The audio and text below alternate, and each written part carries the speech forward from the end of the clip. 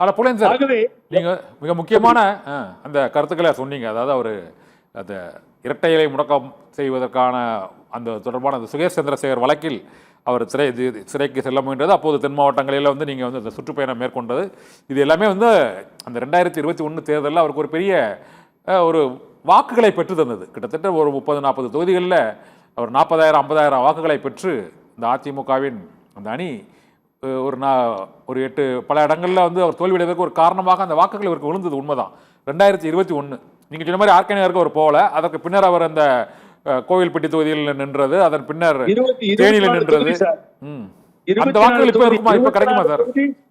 24 தொகுதி டிசைடிங் ஃபேக்டரா இருந்தது. 24 தொகுதி பெற்ற வாக்குகள் கூட இருந்திருந்தா நாங்க எழுச்சியாக கொண்டு வந்த புரட்சி அது. அது இருந்திருந்தா ஆட்சிக்கே வந்திருக்கலாம் அதிமுக. அதை கெடுத்துக்கொண்டது யார்? எடப்பாடி பழனிசாமி. அதுக்கு எதிராக போராடியது யார்? தினகரன். 18 எம்எல்ஏக்கள் மிஞ்சினார்கள். 42 எம்எல்ஏ மொத்தமா பார்த்தாங்க. 18 எம்எல்ஏ கர்நாடகாவில் கொண்டு வரை கொண்டு போய் பாதுகாத்த போலீஸ் தேடிட்டு வந்துச்சு. எவ்வளவு நெருக்கடி கொடுத்தார். அந்த 18 பேருக்கு ஒரு ஆளை வச்சு அப்பீல் போயிருந்தா இன்னைக்கு 18 பேர் எம்எல்ஏ லைஃப் போயிடாரு. அப்போ ஏதோ டீ லைட் இருக்குன்னு நினைக்கிறேன், சந்தேகப்பட்டேன். பல பேர் சொன்ன மாதிரி எடப்பாடி பழனிசாமி நல்ல உறவு வச்சுக்கிட்டு இந்த அப்பீல் போகாம இருந்ததுடைய வெளிப்பாடு இன்றைய நேரம் உணரப்படுகிறது. அந்த 18 பேர் பதவி நீக்கம் செய்யப்பட்டதற்கு எதிராக அப்பீல் போயிருந்தா அது அந்த பதவிகள் நீக்கப்பட்டதை அவர் காப்பாற்றிருக்கலாம். அந்த இல்லாட்ட 18 பேர் எம்எல்ஏக்களோட ஆதரவை வச்சிருக்கலாம். உச்ச நீதிமன்றம் ஸ்டே கொடுத்து நோட்டீஸ் அனுப்பிச்சிருக்கேன் சார். முதல் நாள் அன்னைக்கு பேசுறேன். காலையில நான் போடுறேன் அப்பீல் போடுற லாஸ்ட் டேன்னு சொல்லிட்டு அப்பீல் போகாம விட்டாரு. தங்க தமிழ் செல்வன், நீங்க தங்க தமிழ் செல்வன் உட்காருங்க நண்பரை. இது அத்தனை கதையும் தெரிந்தவர் அவர் தான். வெற்றிவேல் இறந்து போயிட்டார். தங்க தமிழ் செல்வன் பூராவும் தெரியும். எவ்வளவு வேதனையா இருக்குன்னா இவரை கூட்டு போய் அரெஸ்ட் பண்ணி உள்ள வச்சு திகார் ஜெயிலையும் பார்த்து தென் தமிழகம் பூரா சுத்தி போராட்டம் பண்ணி கூட்டம் நடத்தி அவர் வந்து அவர் ஓய்வு பெட்டி வச்சுட்டே சொல்றாரு, புகழேந்தி இல்லைன்னா நான் வெளியில வர முடியாது ஜெயில இருந்து. இவ்வளவு ஆர்ப்பாட்டம் பண்ணிட்டார். போலேன் சார், நீங்க மறைந்த முதலமைச்சர் ஜெயலலிதா அவர்களோட பரப்பனாம் சிறையில் இருக்கும் போது இருந்து அதன் பின்னர் இப்பொழுது சசிகலா அம்மையார் அங்கே சிறையில் இருக்கும் பொழுது இப்போ அங்கே பரப்பனாகரகரா சிறையில் இருக்கும்போது அதற்கு பின்னர் டிடிவி தினகரன் திகார் சிறையில் இருக்கும்போது இவர்கள் அனைவருக்குமே உங்களுடைய பணி மற்றும் நீங்கள் அவர்களுக்கு செய்த உதவிகள் வந்து அனைவருக்குமே பொதுவாக தெரியும். இந்த சூழ்நிலையில் இவ்வளவு உதவிகளையும் அந்த தலைவர்களை பாதுகாப்பதற்காக நீங்கள் சட்ட ரீதியாகவும் நேரடியாகவும் உதவி பண்ணியிருந்த சூழ்நிலையில் பின்னர் நீங்கள் எதுக்கு அதிலிருந்து விலகி வரக்கூடிய ஒரு நெருக்கடி எப்படி ஏற்பட்டது சார்? அது இந்த தினகரனோட இருக்கும் பொழுது பிரச்சனை, சம்பத் வெளியில பொழுது அவர் வந்து கொஞ்சம் டிஸ்டன்ஸ் தெரிஞ்சது சார் எங்களுக்கு. நாங்க தான் உயிரோட்டமா இருந்தது தெரியும் அவருக்கு. ஆனா பழனியப்பனும் செந்தில் பாலாஜி வந்த பின்னாடி அவர்கள் மாற்றத்தை ஏற்படுத்தினார்கள். அவருக்கு அவங்க நெருக்கமானாங்க, கொஞ்சம் செலவு பண்ண ஆரம்பிச்சாங்க. அப்புறம் நான் பார்த்தேன், நாங்க சரியா வரல. அதுக்கு முன்னாடி கலைராஜன் வந்தார், நான் வந்தேன், சம்பத் அண்ணன் முதல்ல வெளியில போயிட்டாரு. இப்படி ஒவ்வொருவராக அங்க இருந்து போக ஆரம்பிச்சோம். அன்னைக்கே காலி ஆயிடுச்சு கூடாரம். அப்புறம் ஒண்ணுமே கிடையாது, கம்ப்ளீட்டா காலி ஆச்சு. அந்த 18 எம்எல்ஏக்கள் 2-3 பேர் மிஞ்சி இருக்காங்க, 15 பேர் வெளியே போயிட்டாங்க. இப்படி யாருமே இல்லாத ஒரு சூழ்நிலை ஏற்பட்டு நாளடைவில் கழுதை தேஞ்சி கட்டெரும்பான கதையா ஒண்ணுமே இல்லாம போய் ரோட்ல நிக்கிற நிலைமை ஏற்பட்டுச்சு.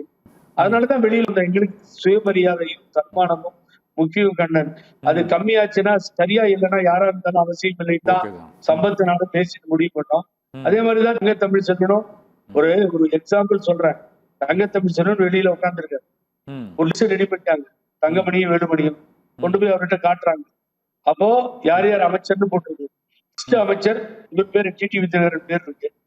ஆர்கே நகர்ல ஜெயிக்காதுக்கு முன்னாடி நினைச்சா முதலமைச்சர் ஆகிருக்கலாம். அவருக்கு மனசுல ஆசை, அந்த லிஸ்ட போட்டு காமிக்கிறாங்க. அப்ப அவர் சிரிக்கிறார் தினகரன்,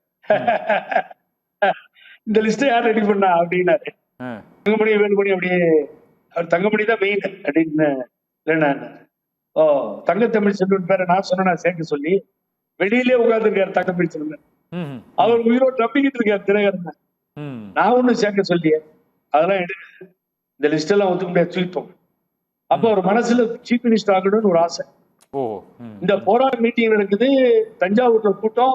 இதே வைத்திலிங்கம் சொல்றாரு செக்ரட்டரியேட் என்ன வச்சு போய் திரும்ப முடியாது.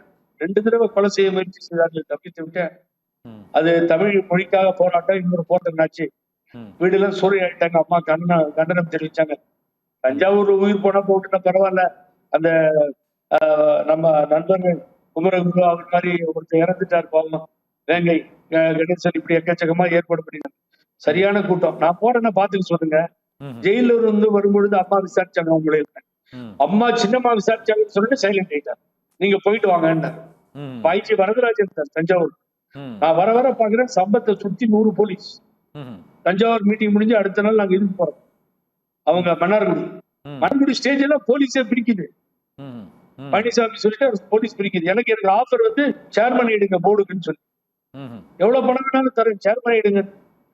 தினகரன் ஜெயில இருந்து வரவே மாட்டார். யாரு? பழனிசாமி முதலமைச்சர். எல்லா அமைச்சர்களை வச்சு சொல்றாரு, அனைத்து அமைச்சர்களும் இருக்காங்க, ஏதோ 1-2 தான் மிஸ்ஸிங். அதையெல்லாம் நீதி நியாயம் பார்த்து நேர்மை பார்த்து போன சார். கடைசியில துரோகியா மாறினார். அதையெல்லாம் பார்த்தா வெளியே வந்தோம், சரியா வரல சார். நீங்க சொல்லக்கூடாது, வேணா அந்த போட்டோ அனுப்புறேன் சார். டெல்லியில இருந்து கூட்டு வரான் sir, CCB central crime branch.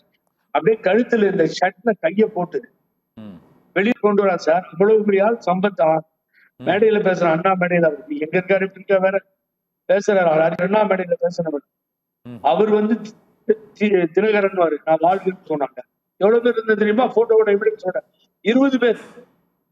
அப்புறம் தான் சார் இது 2000 மாறுது, 2 லட்சமா மாறுது, 24 தொகுதியில டிசைட் ஃபேக்டர்ஸா வருது. நான் கத்துறேன் sir, remove the hand mister, remove the hand, is the leader, the leader of the party, remove the ஹேண்ட்னு சொல்றேன். திருப்பி போறாரு. திருப்பி எல்லா என்கொயரி முடிஞ்சு டெல்லிக்கு போகணும். ஒரு டிக்கெட்டை சும்மா ஊருக்கு போறேன்னு பெங்களூர் டிக்கெட்டை போட்டு உள்ள போய் அவரை பார்த்து குவாஷ் பிக்சர் போட்டா நம்ம விட்டுலாம் வெளியில சொல்லி எவ்வளவு பண்ணிருப்போம் சார். நினைச்சு பாருங்க. வயிறு இன்னைக்கு வந்து இப்போ நாங்க வந்து பங்காளிகள் தான், பகையாளிகள் இல்லை. அப்புறம் என்னத்துக்கு என்னன்னா பண்ணி என்னன்னா பேசுறீங்க நீங்க? எடப்பாடி பழனிசாமி கிடையாது, சூசைட் பண்ணிக்கிறேன். எடப்பாடி பழனிசாமி சேர்றதை விட நான் என்ன அந்த தற்கொலை பண்ணிட்டுமா, சூசைட் பண்ணிட்டுமா, நான் எடப்பாடி பழனிசாமியோட போய் சேர முடியுமா? என்னங்க பேசுறீங்க? அந்த அயோக்கியனோட போய் சேர முடியுமா? இப்பதாங்க ரீசெண்டா சொன்னாரு, ஒரு 2 வாரம் தான் இருக்கும். ஆமா, 2 வாரம். சாகிற வரைக்கும் நான் சாகிற வரைக்கும் பிஜேபியோட சேர மாட்டேன். நான் தான் சொன்னேன். ஜெயில் பிரிமிசஸ்ல சொன்னீங்கல்ல பெங்களூர்ல, என்ன சார் ஒரு அரசியலுக்கு ஒரு 5% மரியாதை இல்ல கவுண்ட் பண்ணி சொன்ன மாதிரி எதுவும் நடக்குமா? பெருந்தலைவர் காமராஜர் சொன்ன மாதிரி குற்றநீர் மட்டைகளா சார் மரியாதை இல்ல. எனக்கு உங்க சக்தி டிவி மூலியமா நான் அன்பா கேட்டுக்கிறேன், தயவு செஞ்சு தினகரன் ஏதோ ஒரு வழியில உங்களுக்கு எக்கச்சக்கமா உதவி செஞ்சிருக்கேன். ஏன்னாவது 4 ஜால்ரா பசங்க இருப்பானுங்க, கேட்டா எரியும். ஆனா உங்களை அன்போட கேட்டுக்கிறேன், அம்மா மக்கள் முன்னேற்ற கழகத்துக்கு 2 வார்த்தை எடுத்துருங்க. நீங்க சந்தர்ப்ப முன்னேற்ற கழகம் ஒரு பேரை வச்சுங்க, சந்தர்ப்பவாதி முன்னேற்ற கழகம். அம்மா பேரையெல்லாம் சொல்லாதீங்க. அவங்க ஏன் உங்களை பல ஆண்டு காலம் ஒதுக்கி வச்சாங்கன்னு நான் அதிகம் மீறிதான் உதவி செஞ்சேன், தப்புதான் அது. ஆனா இன்னைக்குதான் எனக்கு புரியுது அம்மா ஏன் ஒதுக்கி வச்சிருக்காங்க. அதுவே சசிகலா ஏன் சார் சேர்க்க மாட்டேன்றாங்க, ஓபிஎஸ் ஏன் சார் ஒத்துக்க மாட்டேன்றாங்க. அப்ப ஒரு குற்றவாளியோட சேர்ந்து போவதற்கு தயாரா இருக்கின்ற பாரதிய ஜனதா கட்சி ஏன் மற்றவர்களை சேர்த்து கூட தயங்குகிறது? அதான் புகழேந்தி சார், அவருக்கு தான் அந்த வாக்கு வங்கி செல்வாக்கு கடந்த 2021 தேர்தலில் அதை ப்ரூவ் பண்ணியிருக்கிறாரு. அவருக்கு 23 தொகுதியில் நீங்க கூறியபடியே செல்வாக்கு இருக்கிறது என்பதனால் அந்த முடிவு எடுத்திருக்கிறார்களோ என்று தோணுகிறது. புகழேந்தி சார், நிறைவா ஒரு கேள்வி. நீங்க மனம் திறந்து பல்வேறு உண்மைகளை வந்து சொல்லியிருக்கீங்க இந்த டிடிவி இணைப்பு ஒட்டி. நிறைவா ஒரு கேள்வி, இந்த இணைப்பின் மூலமாக டிடிவி தினகரனுக்கு 2021ஆம் ஆண்டு தேர்தலின் போது விழுந்த அந்த வாக்குகள் 26 தேர்தலிலும் அது விழுந்து அந்த வாக்குகள் அதிமுக பாஜக கூட்டணிக்கு விழுமா விழாதா? சுருக்கமா சொல்லுங்க சார், நிறைவு பண்ணிக்கலாம். 500 வாக்குகள் கூட தொகுதிக்கு வரும். நான் சேலஞ்ச் பண்றேன். அவர் எப்படி சீட்டு வாங்கி நிப்பார்ல, பிஜேபி சீட்டு கொடுக்கும்ல. ஆமா, அவர் எங்கேயாவது ஒரு இடத்துல தனியா நிக்க சொல்லுங்க, கேண்டிடேட்டை போட்டு 500 வாக்குகள் வராது. ஒரு காலத்துல 24 தொகுதி டிசைடட் ஃபேக்டரா இருந்தது. இது வாக்குகள் வழக்கு ஏகப்பட்ட வாக்குகளை வாங்கினார்கள். எல்லாம் சரிஞ்சு போச்சு, கம்ப்ளீட்டா எதுவுமே கிடையாது. அரசியல் அஸ்தமனமாகிவிட்டது. டிடிவி தினகரனால் பாரதிய ஜனதா கட்சி ஏமாந்து விடும். பாரதிய ஜனதாக்கு 26 தேர்தல் முடிந்துதான் புரியும். ஆகவே டிடிவி தினகரனை சேர்ந்தது முட்டாள் தரமான வேலை. பிஜேபி தவறான செயல்பாட்டில் இறங்கியது. ஏற்கனவே அண்ணாமலையும் இல்லை, ஆகவே இந்த சேர்க்கை ம். அதனால் எந்த பலனும் வராதுதான். இதில் பலனற்ற ஒன்று இது. இதை நம்பி ஏமாந்தவர்தான் மிச்சம். ஆகவே டிடிவி தினகரன் ஒரு கட்சியும் இல்லை, பொருத்தும் இல்லை. என்னுடைய வேண்டுகோள் அந்த அம்மா பேரை எடுத்துட்டா சந்தோஷமா இருக்கான். அவர் எங்க வேணாலும் போகணும். அம்மா கொள்கைக்கு எதிராக போயிட்டாரு, தலைவர் கொள்கைக்கு எதிராக போயிட்டாரு. பேரறிஞர் அண்ணாவுக்கும் அவருக்கும் தன் பெரியாருக்கும் சம்பந்தம் இல்லை. ஆகவே அவருடைய வேஷம் கலைஞ்சுவிடும். கண்ணை நம்பாதே உன்னை ஏமாற்றும் நீ காணும் தோற்றம்னு சொல்ற மாதிரி அவருடைய தோற்றம் வெளிப்பாடு எல்லாம் இந்த இதுல தெரிஞ்சு விட்டது. இப்ப இருக்க 10 பேர் கூட இருக்க மாட்டாங்க, வெளியில வந்துருவாங்க. Okay sir. புகழேந்தி சார், இன்னும் 2-3 மாதங்கள் தான் இருக்கிறது இந்த தேர்தலுக்கு. அப்போது புகழேந்தி சார் கூறிய இந்த வார்த்தைகள் உண்மையா பலிக்கிறதா என்பதை இந்த தேர்தலில் வாக்காளர்கள் முடிவு செய்வார்கள். நன்றி சார், எங்களோடு இந்த விவாதத்தில் கலந்து கொண்டு. மக்கள் சரியான பதிலடி கொடுப்பார்கள், பொறுத்திருந்து பாருங்கள் என்ன நடக்கும்.